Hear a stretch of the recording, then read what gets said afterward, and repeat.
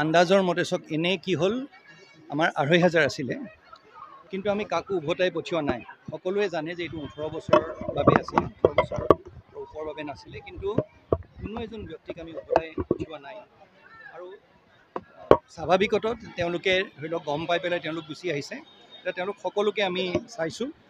তেওঁলোকক খালি অনুৰোধ জনাইছোঁ যাতে ছাঁত তেওঁলোকে আৰামছে বহি থাকক আৰু আজি এইটো সম্পূৰ্ণভাৱে এটা পৃথক এটা স্বাস্থ্য শিবিৰ য'ত ছুপাৰ স্পেচিয়েলিষ্টসকল অনা হৈছে আপোনালোকে দেখিছে আমাৰ মনালিছা গোস্বামী শৰ্মা ইয়াত আছে নিউৰলজিষ্ট আজি ৰাতিপুৱাৰে পৰা তেওঁ মূৰ তুলিব পৰা নাই এটা এনেকুৱা অৱস্থা কাৰ্ডিঅ'লজিষ্টো আছে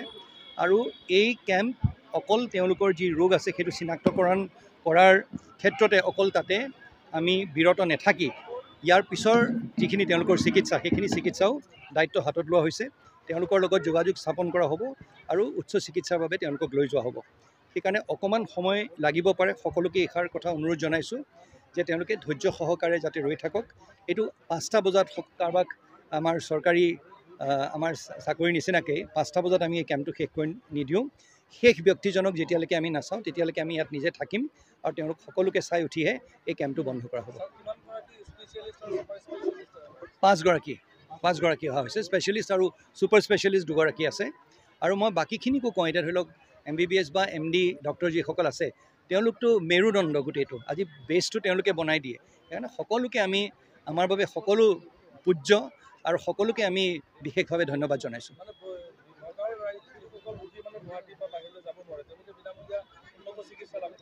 বিনামূলীয়া উন্নত চিকিৎসা লাভ ইয়াতেই কৰিব বুলি নহয় যদি তেওঁলোকক বাহিৰলৈ গুৱাহাটীলৈ লৈ যাবলগীয়া হয় বা গুৱাহাটীৰ বাহিৰলৈও লৈ যাবলগীয়া হয় সেইটো লৈ যোৱা হ'ব আজি খালি ইয়াত ডাক্তৰসকলে নিৰ্ধাৰণ কৰিব যে এতিয়া ধৰি লওক এপিলেপছিৰ ক্ষেত্ৰত বহু আমি দেখিছোঁ যে চিজাৰ যদি হৈ গৈছে এতিয়া তেওঁক ভালকৈ দৰৱ দিব লাগিব তেওঁক বাহিৰলৈ নিয়াৰ কোনো প্ৰয়োজন নাই ডাক্তৰে কোৱা মতে সেইকাৰণে সেইখিনি ইয়াতে হ'ব সেই দৰৱ জাতিখিনি হয়তো কিবা কাৰণবশতঃ পোৱা নাছিলে সেই দৰৱ জাতিখিনিৰ ব্যৱস্থা কৰি দিয়া হ'ব ধন্যবাদ